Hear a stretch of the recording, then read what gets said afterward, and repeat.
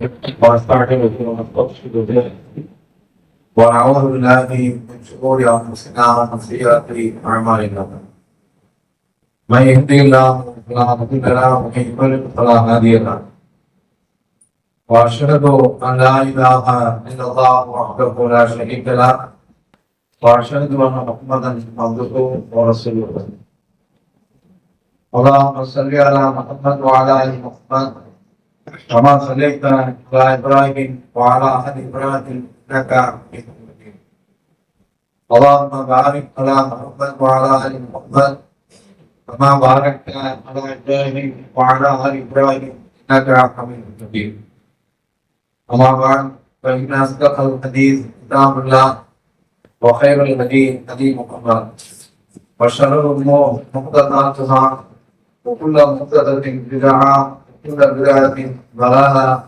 وكل ضلالة في النار يا أيها الناس اتقوا ربكم الذي خلقكم من نفس واحدة وخلق منها زوجها وبث منهما رجالا كثيرا ونساء واتقوا الله الذي تساءلون به والأرحام إن الله كان عليكم رقيبا يا أيها الذين آمنوا اتقوا الله حق تقاته ولا تموتن إلا وأنتم مسلمون يا أيها الذين آمنوا اتقوا الله وقولوا قولا سديدا يصلح لكم أعمالكم ويغفر لكم ذنوبكم ومن يطع الله ورسوله فقد فاز فوزا عظيما எல்லாம் அல்ல அல்லாஹ்வின் நல்லடியார்களே, அல்லாஹ்வுடைய மகத்தான கிருபையினால் புனிதமிக்க ஜும்மாவை நிறைவேற்றுவதற்காக இங்கு நாம் கூடியிருக்கிறோம்.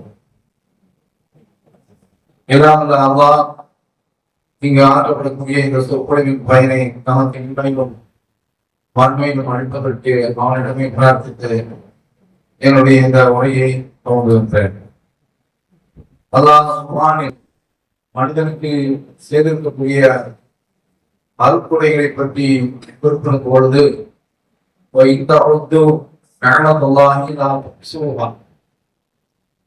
நீங்கள் அல்லாஹ்வுடைய அருட்கொடையை கணக்கிட வேண்டும் என்று நினைத்தால் அதை ஒருபோதும் உங்களால் கணக்கிட முடியாது.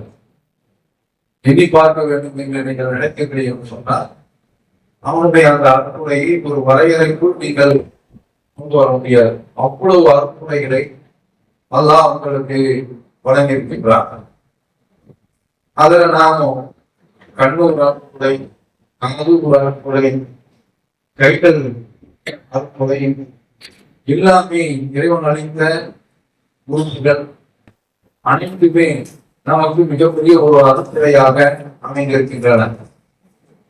அதனுடைய உடல்ல உள்ள ஒரு உறுப்பு கிட்னி என்ற ஒரு உறுப்பு. இந்த உறுப்பு இருக்கின்றதே, அதுல அல்லாஹ் தஆலா லட்சக்கணக்கான 10 லட்சம் வலைகளை வைத்திருக்கின்றார். இதனுடைய வேலை நம்முடைய உடல்ல உப்பு சத்தை எடுத்து சிறுநீர் உடல் வெளியிடுவது, அடுத்து உணவுல உள்ள அந்த சத்துக்களை எல்லாம் எடுத்து குளுக்கோஸாக நம்முடைய இரத்தத்தில் செலுத்துவதற்கு இது துணை நிற்கின்றது. இப்போது இந்த கிட்னி என்ற இந்த ஒரு உறுப்பு செயல்படவில்லை என்று சொன்னால், இன்றைக்கு நம்ம ஊர்ல பல சகோதரர்கள் கிட்னி பிரச்சனையினால மாட்டி தவிர்த்துக் கொண்டிருக்கின்றார்கள்.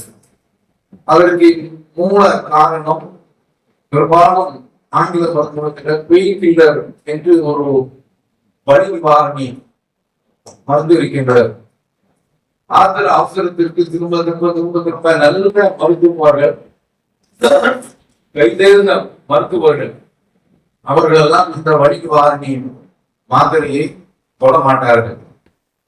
இந்த வலி நிவாரணி மருந்துகள் இருக்கின்றனவே, அது கிட்னியை செயலிழக்க செய்து விட்டுரும்.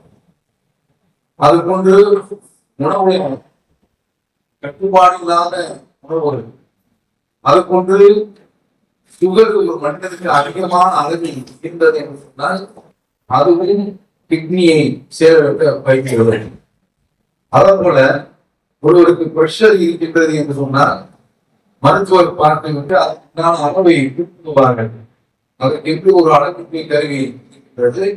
அதுல பார்த்து உங்களுக்கு ப்ரெஷர் இருக்கிறது, ஒரு தடவை செக் பண்றோம், 2 தடவை செக் பண்றோம். அப்போ நமக்கு டாக்டர் பார்த்துட்டு உங்களுக்கு ப்ரெஷர் இருக்கிறது, நீங்கள் மாத்திரை எடுத்துக்கொள்ள வேண்டும் என்று சொன்னால் அதில் அலட்சியம் காட்டக்கூடாது. ஏனென்றால் பிரஷர் அதிகமாக இருந்தது என்று சொன்னால் கிட்னி தாங்காது. ரத்த அழுத்தம் வேகமாக கிட்னிக்கு போய் சேரும் போது அதனுடைய வேகம் கூட இருக்கின்ற பொழுது அடி வாங்குவது கிட்னி தான். அப்ப இது மாதிரியான இந்த விஷயங்கள் எல்லாம் நாம சமூகத்துல வைத்துக் கொள்ள வேண்டும். அப்படியே கிட்னி போய் விட்டால் கொஞ்சம் அந்த நிலைய நாம நினைத்து பார்த்தோம் என்று சொன்னால் அதை விட ரொம்பவும் ஒரு வேதனைக்குரிய ஒரு விஷயம் எதுவுமே கிடையாது. நாம சாதாரணமான காலத்துல படுத்து தூங்குறோம், இது பாதிக்கப்பட்டு விட்டது என்று சொன்னால் படுத்து தூங்க முடியாது, உட்கார்ந்து கொண்டுதான். அப்படிப்பட்ட ஒரு அவர்கள் உலகத்துல இந்த நோயோடு ஒருவன் உயிர் வாழ வேண்டுமா, ஆசிரியருக்கு நம்பிக்கை இல்லாத தற்கொலை செய்யணும். அப்போ ரொம்ப கொடுமையான பல சகோதரர்களை நாம பார்த்துக்கோ. ரொம்ப விமானத்தில் உள்ள சகோதரர்களை நாம பார்த்திருக்கின்றோம். கை கால்கள் நீங்கிவிடும், முகமெல்லாம் அப்படியே நீங்கி போயிடும், மூச்சு திணறல் ஏற்படும். ஒரு தடவை போய் டயாலிசிஸ் பண்ணிவிட்டு வந்தால்தான் அடுத்து நம்முடைய வாழ்க்கையினுடைய அடுத்த கட்டம் நகர முடியும்.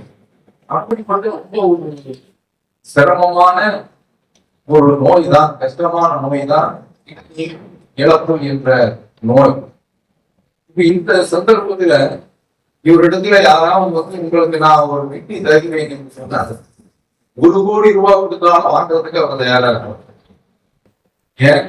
அதனுடைய அந்த பாதிப்பு அவர் பார்த்தார். அப்ப அதனால நமக்கு இந்த பாதிப்பு விட்டு நீங்கிறதுக்கு இவ்வளவு லட்சங்கள் கொடுத்தாலும் அதை விட்டு நம்ம தப்பிச்சுக்குவோம் என்று வெளியே வருவதற்கு துடிப்பார். அதனால எவ்வளவு காசை கொட்டி கொடுப்பதற்கு தயாராக அப்படி இருக்கிறாங்க, அப்படி இருக்கிறாங்க. இதுல என்ன கேட்டா, இப்போ கிட்னி பதிகம் செய்ய வேண்டும் என்று சொன்னால் அரசு மருத்துவமனையில பதியம். இப்போ அவங்க என்ன வச்சிருக்காங்கன்னா ஒரு 55 வயசு தான், அதற்கு மேல யார் வந்தாலும் பதிவு கிடையாது. இதுக்கு அடுத்து வாழ்ந்தது போனஸ், இதுவரைக்கும் வாழ்ந்தது போதும். ஏன்னா இளைஞர்கள் ஒரு பட்டியல் இருக்கு, அவங்களுக்கு கிட்னி போய் சேர்ந்தா அவன் வாழுமா என்று அரசு மருத்துவமனையிலிருந்து ரொம்ப பணக்காரனா இருந்தா ஏதோ பணத்தை கொடுத்து வாங்கலாம். அந்த கிட்னி தானம் பண்ணுவதற்கும் ஆட்கள் தான் கிடையாது, அது ரொம்ப உறவினர்கள். எப்படி இருக்குது என்று சொன்னால் வெளியில இருந்து கிட்னி வாங்குறதுக்கு மக்கள் தயாரா இருக்கிறாங்க.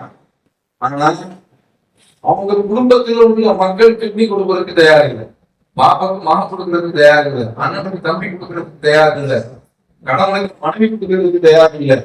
அந்த மாதிரி இருக்குது. இதுதான் உலகம். அல்லாஹ் குர்ஆன்ல சொல்றாங்க,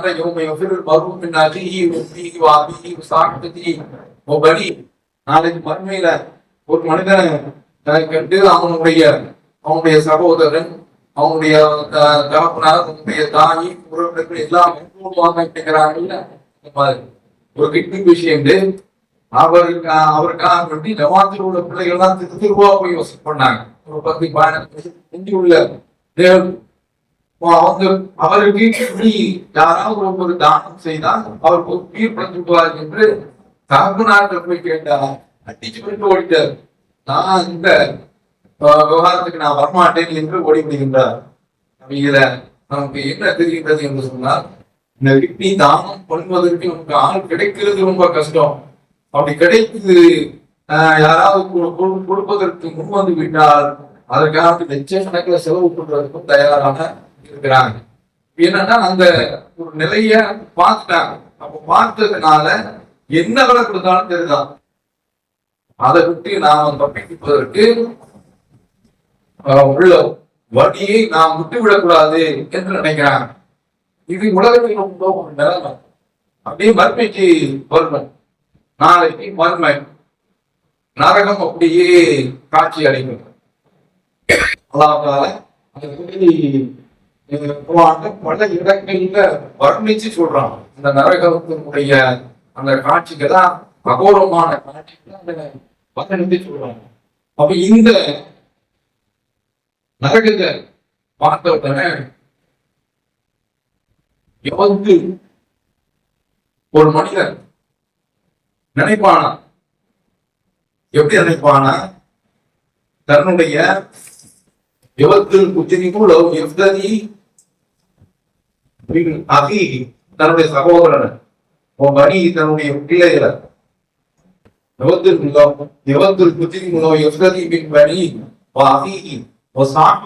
தன்னுடைய மனைவியர்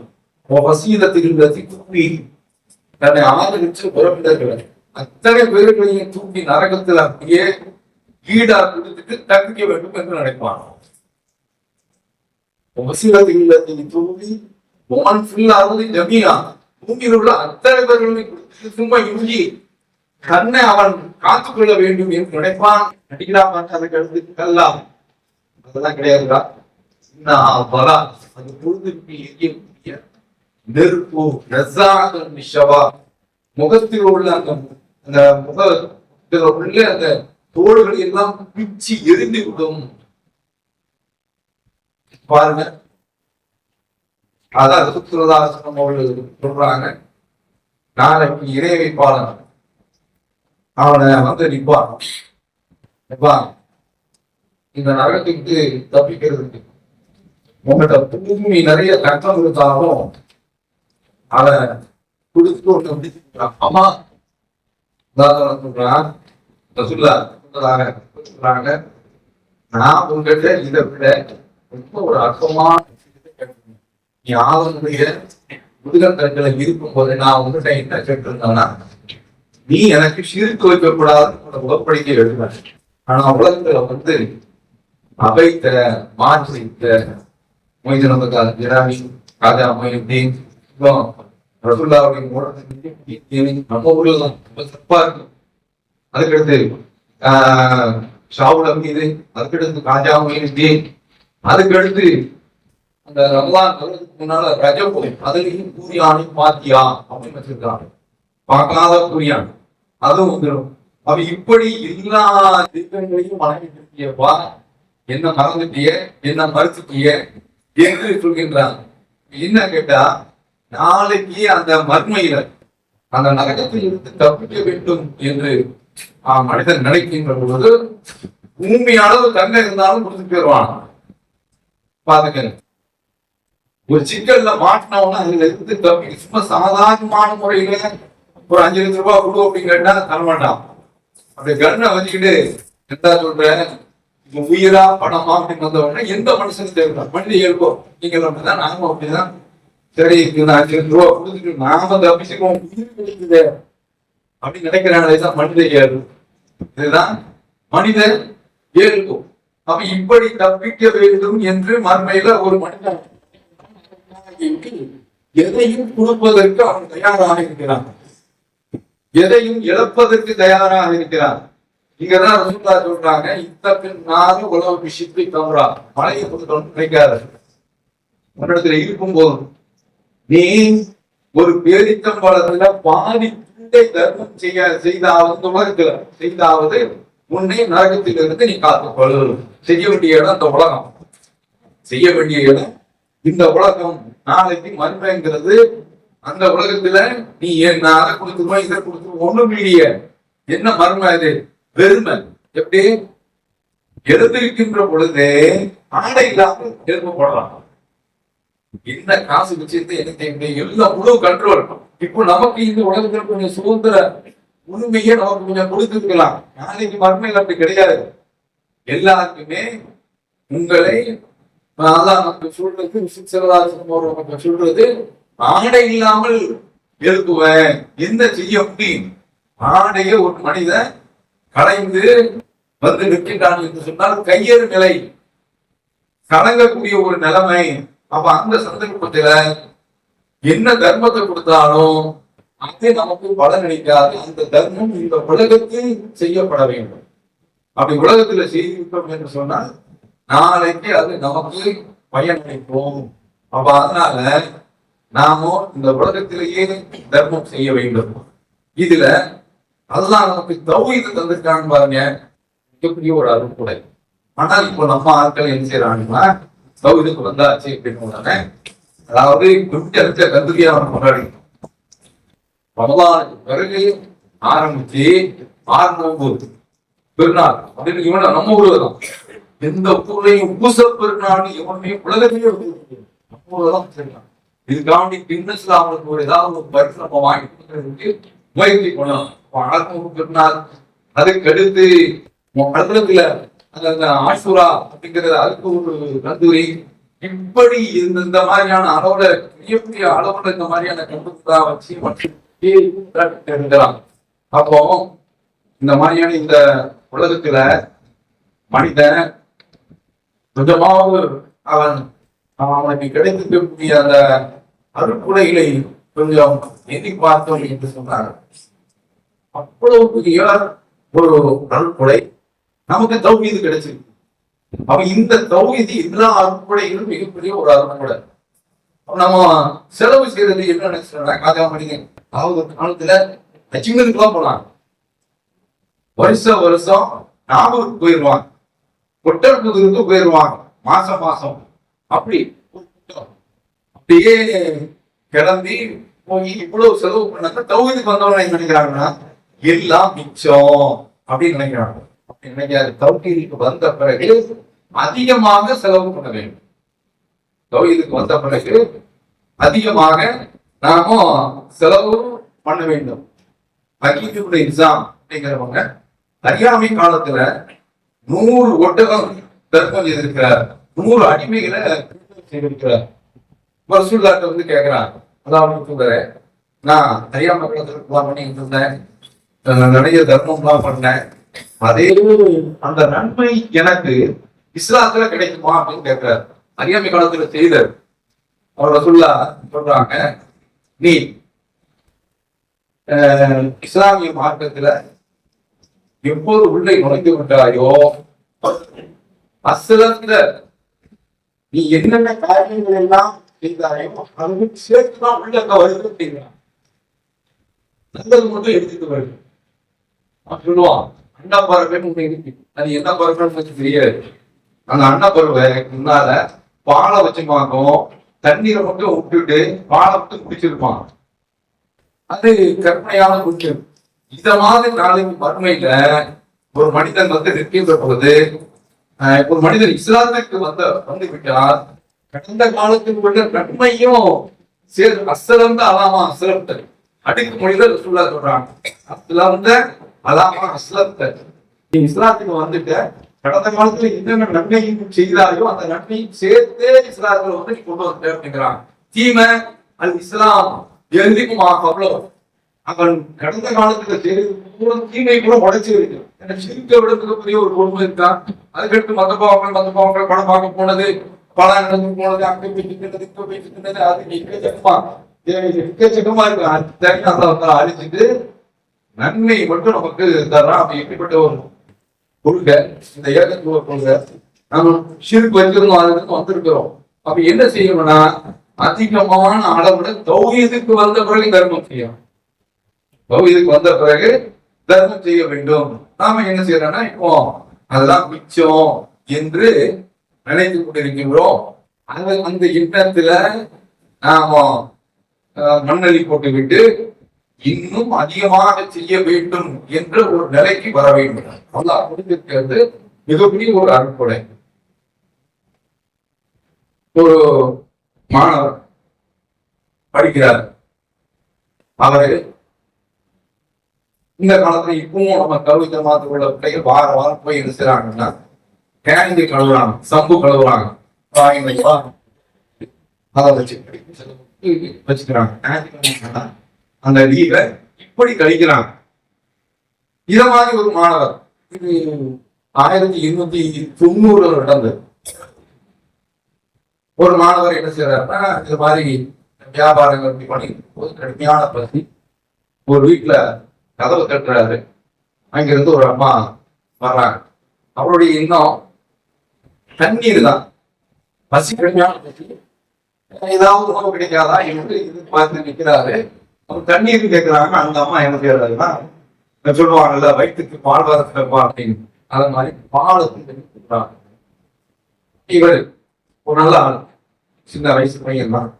அப்ப கேட்கிறாரு, நான் இதற்கு எங்களுக்கு என்ன செய்யணும்?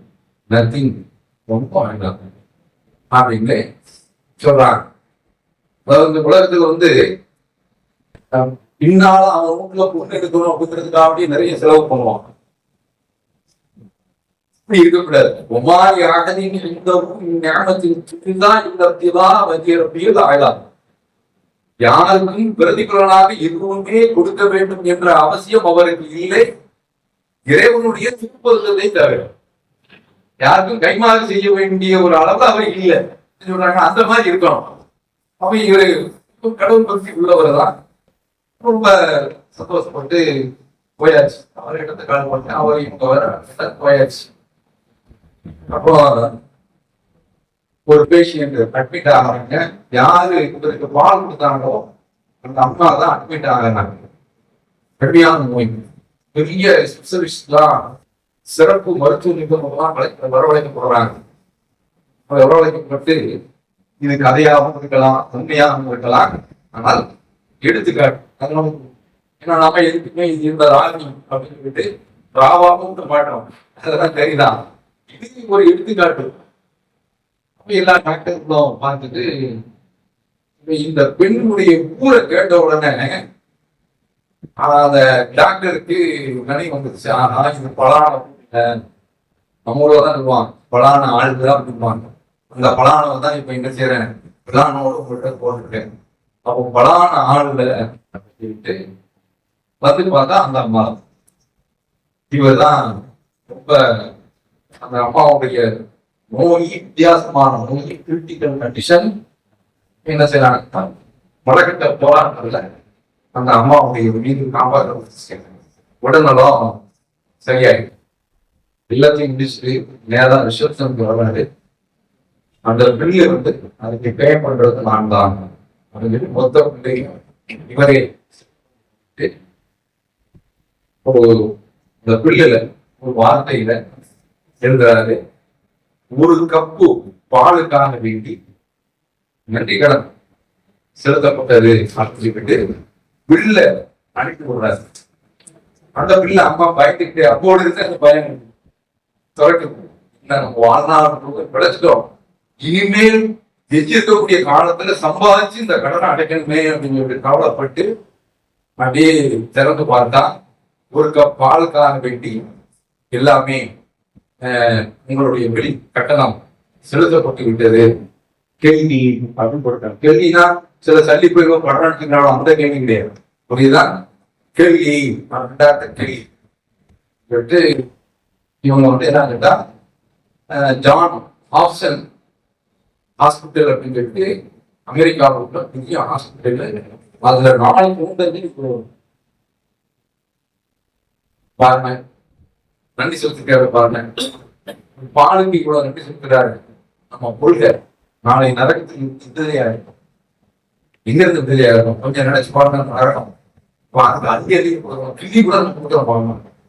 வாணியத்துக்கு வந்த உடனே இந்த பக்கமாக போயாருங்க. தப்பிக்கிறதுக்கு உண்டான வழிய நம்ம பார்க்கணுமே, இருக்க கூடாது. எவ்வளவு அள்ளி கொடுத்து கொண்டே இருக்க வேண்டும். இந்த கொள்கைக்காக நம்ம முடிந்த அளவுக்கு எவ்வளவு நாம கொடுக்க முடியுமோ அவ்வளவு அந்த மாதிரி எடுக்கணும். காலத்துல காப்பூர் மாணிக்க என்ற ஒரு மணிக்கோட கைபர்ல இன்னொரு தபூக் போர். தபூக் போர்னா மதீனாவுக்கு ஒரு 1500 கிலோமீட்டர் தள்ளி போன காலத்துல அந்த போரை எடுத்து இவரு நல்ல வசதி தான் பாடம் தான் இருக்குது. ரசூலுல்லாஹ் கூப்பிட்டாங்க. கூப்பிட்ட உடனே நம்மகிட்ட உள்ள உணவுதான் சின்ன ஒரு மத்தியானம் வந்துருவோங்க, அப்புறம் நானே கிளம்பிடுவோங்க.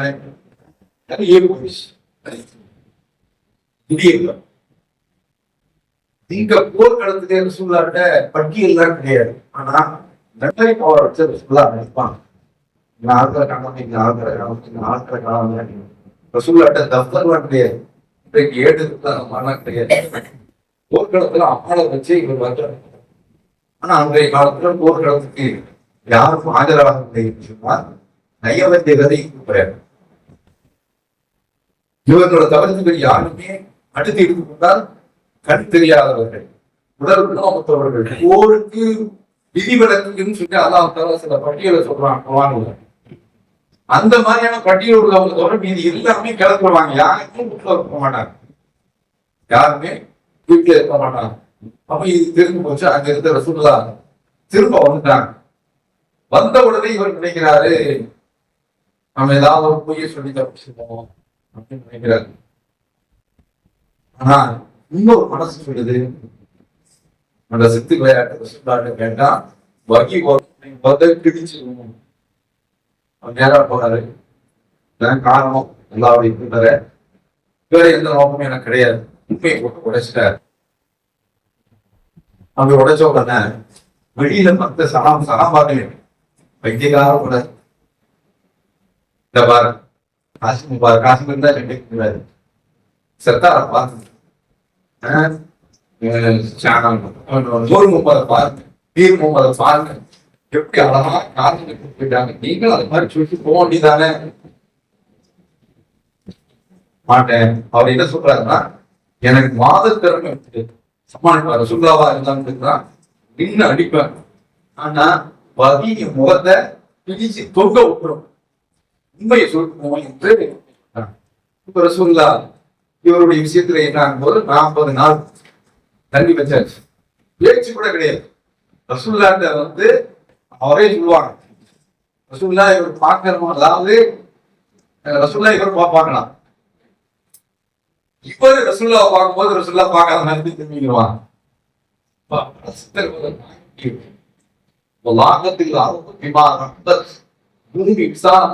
அவருக்கு சுருங்கி யாருமே பேச மாட்டாங்க. நெருக்கடி நெருக்கடி நெருக்கடி, அவ்வளவு நெருக்கடி.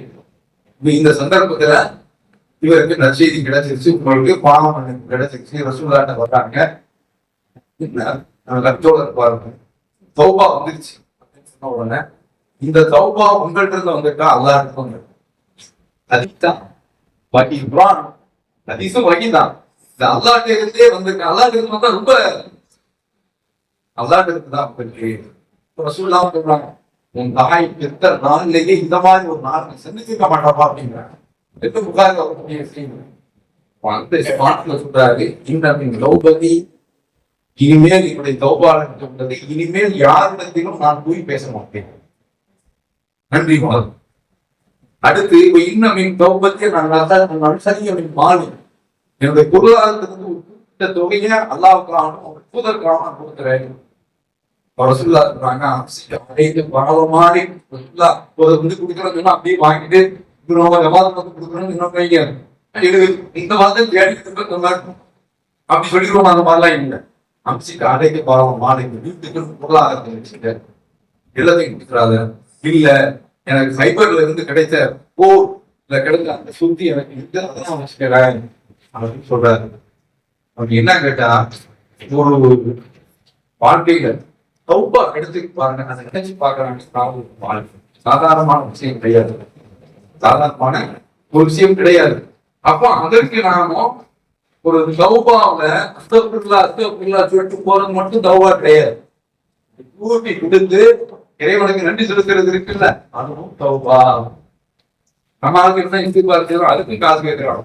3 தடவை ஒரு நாளைக்கு இஸ்திக்பார் செய்யனா அது பார்த்து 3 தடவை அந்த இஸ்திக்பார் செய்யுங்க. ஒரு நாளைக்கு 100,000 அல்லது 1,00,000 2,00,000 3,00,000 அப்படின்னு சொல்லிட்டு தர்மம் செய்யக்கூடிய அளவு சேர்த்து வச்சு என்னங்க ஆகும்போது, எந்த அளவுக்கு தர்மம் செய்யறோமோ அது மறுமையில நமக்கு மிகப்பெரிய ஒரு பலன் நமக்கு அதன் மூலம் கிடைக்கும். இதை நாமும் கவனத்தில் வைத்துக் கொள்ள வேண்டும். அப்படின்னா சாராம்சம் அதெல்லாம் கொடுக்கலாம். அதான் முன்னுரிமை எந்த காரியங்களுக்கு நாமோ கொடுக்கலாம்.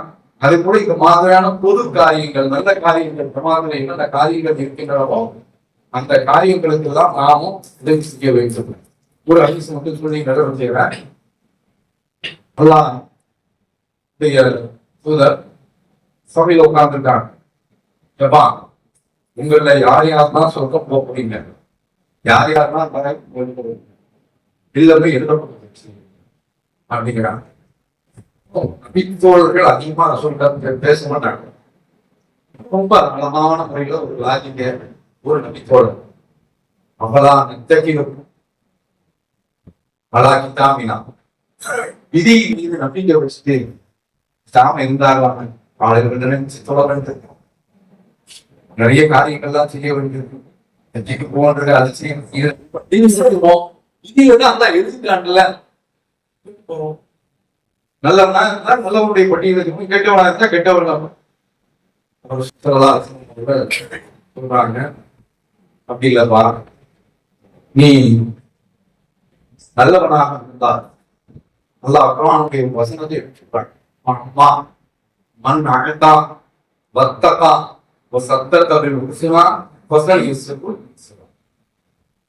என்ன சொல்றாங்க? கொடுத்து அல்லாஹ் இடத்துல தர்மத்தை சொல்றாங்க.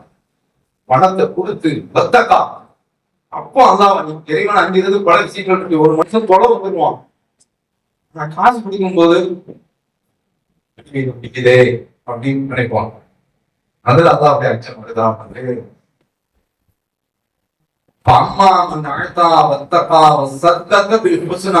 நல்ல வாழ்க்கையை நம்புறான்.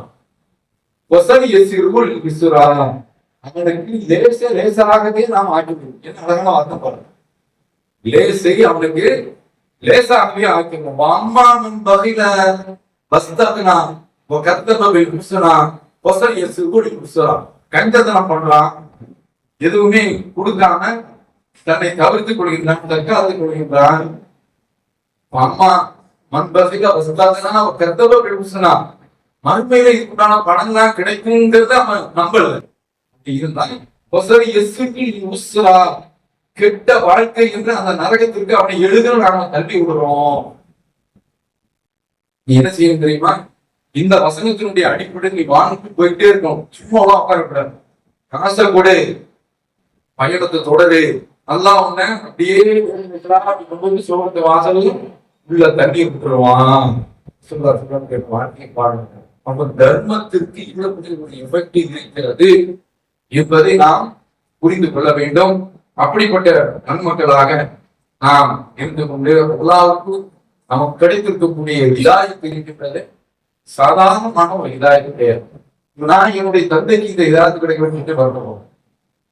ஒரு பெற்ற நசீபு என்னன்னா, அவங்க இறந்ததெல்லாம் ஷிர்க்ல வெளிப்படை வச்சுதான் முடிவு செய்வோம். அந்த காலத்துல தௌஹீதே வந்தது. மனசு வேதனை படைக்கும்.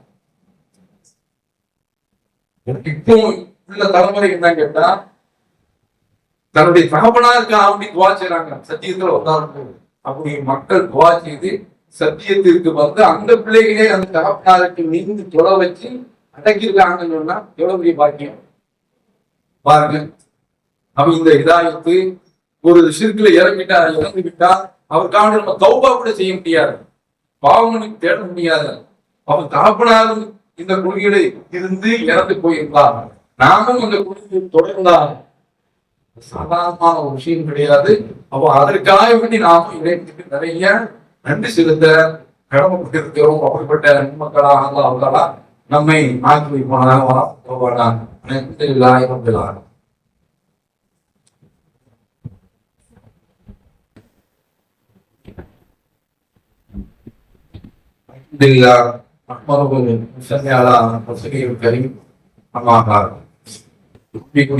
சகோதரர்களே, ரசூலுல்லாஹ் சொல்றாங்க, ஒரு ரூபாய் 100 லட்சத்தை வென்று விட்டது. சக மக்கள் ரொம்ப திருப்தியாக கேட்பாங்க, கைப்ப அப்படிங்கிறாங்க. ஒரு 2 ரூபாய் தான் நீங்க தர்மம் கொடுங்க அப்படின்னு அந்த 2 ரூபாய் 1 ரூபாய் எடுத்தவர் ஏழலாம் கணக்கெல்லாம் பார்க்கறது, மைண்டுக்கு இடம்லாம் கொடுக்கல. அப்படியே என்ன செய்தாருன்னா கொடுத்துட்டு 1 ரூபாய் மட்டும் தன்னுடைய குடும்பத்துக்கு வச்சுட்டு போறாரு. இன்னொரு ஆளு வீட்டுல கட்டுமையா போய் 1 லட்சம் ரூபாய் எடுத்து கொண்டு கொடுக்குறாரு. 2 பேரும் தர்மம் செய்திருக்காங்க. இந்த 2 பேரும் சமம் கிடையாது அப்படின்ட்டாங்க. இவரு தன்னுடைய சொத்துல பாதித்து சொத்து எவ்வளவு 2 ரூபாய், அதுல 1 ரூபாய் தூக்கி கொடுத்து போயிட்டாரு. அவனும் 1,00,000 ரூபாயை 1 ரூபாய் முந்தி விட்டு அந்த என்ன நினைச்சுக்கிட்டு இருக்காங்கன்னா தர்மம் செய்யணும் அவருக்கு ஒரு 3-4 கார் போடணும், அவர் வீட்டுக்குள்ள ஒரு 6 போடணும், அவர் பெரிய அளவு வச்சுக்கணும். மாஸ்டர் வெளியில வற்பொழுதே கடந்த காலத்துல நம்ம ஊர்ல செண்டு போட்டு வெளியில வந்துட்டாங்க. சார் நான் மாதிரியான வாழ்க்கேன் அம்மா அங்க அவங்க நாட்டுல ஆணைக்கு போயிருப்பான், அது வேற வச்சு அந்த மாதிரிலாம் அப்படி நினைப்பான். இப்படி நல்ல அப்படி இப்படி எல்லாம் போட்டு வந்த இருந்தாலும் இந்த மாதிரி அவங்க தான் தர்மம் செய்யணும் கிடையாது. தன்னுடைய வீட்டுல என்ன இருக்கின்றதோ அதை கொடுக்கக்கூடிய மக்களாக ஆக வேண்டும். அது இறைவனிடத்தில் மிகப்பெரிய ஒரு நன்மையில் பெற்று தருகின்றது. அப்புறம் அந்த நீங்க எதை விரும்புகிறீர்களோ அதை அல்லாஹ்வுடைய பாதையில் செலவழிக்காத வரை அல்லாஹ் நன்மை பெற முடியாது. அவர்கள் பெரிய சொத்து ரசூலுல்லாஹே தண்ணீர்லாம் குடிச்சுட்டு போவாங்க. இப்படி இருக்காங்க. இந்த வசனம் இறங்கினவங்க நேரம் வராங்க. அல்லாஹ் இன்னும் அப்பா அம்மாவாடி பயிர்வான். இடத்துல இருக்கிற சொத்துக்களே எனக்கு ரொம்ப பிரியமானது எது தெரியுமா? பைருகாங்கிற அந்த தோட்டம் தான். இந்த வசனம் இறங்கிடுச்சு. அந்த வசனத்துக்கு நான் கட்டுப்போம். அதனால அல்லாஹ் அவங்களுக்கு கற்று தந்த மாதிரி நீங்க ரசூலுல்லா நான் பாட்டு சொல்றேன். சாதாரண வளர்க்கொழிக்கக்கூடிய சொத்துல வைப்பான், வளர்க்கொழிக்கக்கூடிய சொத்துல வைப்பான், வளர்க்கொழிக்கக்கூடிய சொத்துல வைப்பான் 3 தடவை சொன்னாங்க. இப்படி வந்துட்டீங்க. இப்ப நமக்கு இந்த மாதிரி எல்லாம் ஒரு கேப் கொடுத்துருவீங்க.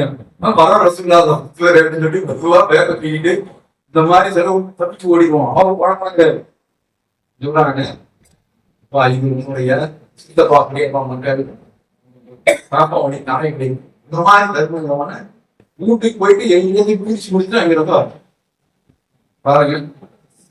ஒரு வசனத்தினுடைய அடிப்படையில் நம்முடைய செயல்பாடு எப்படி இருக்க வேண்டும் என்பதை அந்த மாதிரி நாம இந்த பள்ளிக்கு பாதித்து சுத்தி வளைச்சு கணக்காதான் புரியுதா? இவ்வளவு நேரம் நீங்க கடந்த காலத்துல என்ன செய்வாங்கன்னா பள்ளிவாசலுக்கு வருவான், இந்த மாதிரி சதக்காலத்தை தான் பேசுவான். என்னது 2 கொபர் இருக்கு அப்படின்பான். நம்முடைய தொகுதி மாதிரி அந்த மாதிரி மக்கள் எல்லாம் இன்னைக்கு ஏதாத அளவுக்கு வச்சுட்டாங்க. ஆனா இப்போ இந்த பள்ளிவாசல் திறந்த குபர் இதை கட்டி இருக்கணும். புரியுதா? இதற்காண்டி எல்லாமே சின்ன பசங்க தான் ஞான முறையில உழைக்கிறாங்க, நல்லா தத்துருக்கிறான். எந்த மக்கள்கிட்ட போய் இந்த செய்தியை சொல்லுங்க. அப்புறம் மறுமையினுடைய அந்த நம்பிக்கை, நாளைக்கு இது நமக்கு நீங்க என்னென்ன செலவழிக்கிறீர்களோ அது நாளைக்கு அப்படியே உங்கள்கிட்ட திரும்ப தரப்படும் என்று சொன்னால் அப்படி கிடையாது. பன்மடங்காக வெறுக்கப்பட்டு உங்களுக்கு தரப்படும் என்று வார்த்தை. அப்ப இந்த நம்பிக்கை நம்மிடத்துல ஊடுருவி நல்ல ஆழ அறிந்து இந்த பள்ளிவாசலுக்கான இந்த 15,00,000 ரூபாய் அதுல உங்களால இவ்வளவு முடியுமோ அந்த அளவுக்கு கொடுத்து இது இந்த பள்ளியில வந்து தொடரக்கூடிய மக்கள். நீங்க அவங்க அந்த பள்ளியில பாத்தீங்களா? தொழுது முடிச்ச உடனே ஆண் கிடக்கும். இங்கே அப்படி இருக்கும். ஆனா கொஞ்ச நேரத்துக்கு ஒரு தடவை நம்ம மசூல பழம் பாத்தீங்கன்னா கொஞ்ச நேரத்துக்கு ஆரம்ப மாதிரி சப்பு வந்து ஒவ்வொரே ஒவ்வொரு முடிகிற வரைக்கும் வந்து அவங்க சொல்லிட்டே இருக்காங்க. நல்ல வேலை சூரியன் ஒவ்வொரு வரைக்கும் ஸ்கூல் வச்சுட்டாங்க. இல்லைன்னா 10 மணி வரைக்கும் இந்த மாதிரி போட்டுட்டே இருக்கும்.